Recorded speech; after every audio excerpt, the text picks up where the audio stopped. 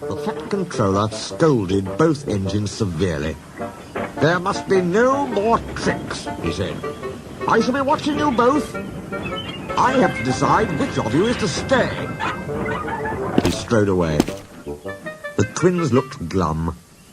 Neither wanted to stay without the other. They said so. "Then what's to do?" wondered Douglas. "Och," said Donald, "each mun be as good as the other. Then he'll have to keep us both." Their plan was good, but they'd reckoned without a spiteful brake van. The van had taken a dislike to Douglas. Things always went wrong when he had to take it out. Then his trains were late, and he was blamed. Douglas began to worry. "You're a muckle nuisance," said Donald one day. "It's to leave ye behind I'd be wanting." "You can't," said the van. "I'm essential." "Och, aye!" Donald burst out. "You're nothing but a screeching and a noise when all's said and done. Spite Dougie, would ye? Take that!" "Ow, ow, ow!" cried the van. "Could you weast?" said Donald severely. "There's more coming if you misbehave."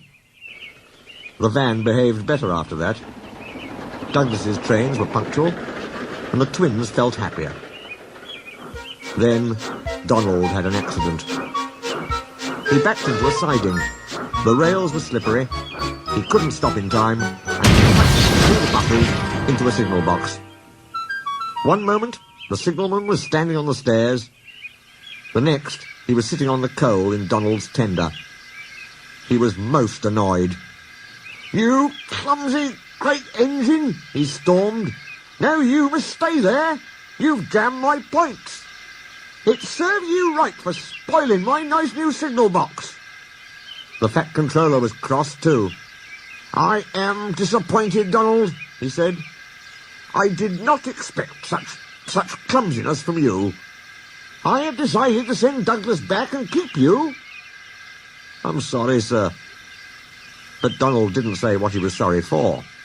We know, don't we? "I should think so too," went on the Fat Controller indignantly.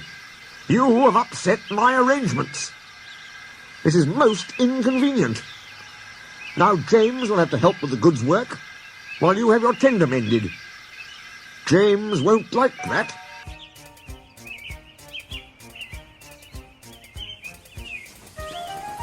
The Fat Controller was right. James grumbled dreadfully.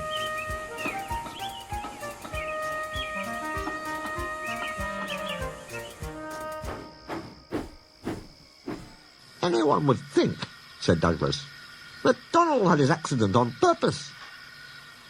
I heard tell," he went on, "about an engine and some tar wagons." Gordon and Henry chuckled. "Shut up," said James. "It's not funny." Well, said Douglas innocently. "Surely, James, it wasn't he. He didn't say." James didn't say. He was sulky next morning and wouldn't steam properly. When at last he did start, he bumped the trucks hard. "He's cross," sniggered the spiteful brake van. "We'll try to make him crosser still." "Hold back," whispered the van to the trucks. "Hold back," giggled the trucks to each other. James did his best, but he was exhausted when they reached Edward Station. Luckily, Douglas was there. "Help me up the hill, please," panted James. "These trucks are playing tricks." "We'll show 'em," said Douglas grimly. Come on, come on, puffed James crossly. Get moving, you, puffed Douglas from behind. Slowly but surely, the snorting engines forced the unwilling trucks up the hill. But James was losing steam. I can't do it, he panted. Leave it to me, shouted Douglas. He pushed and he puffed so furiously that sparks leapt from his funnel. Groaned the van.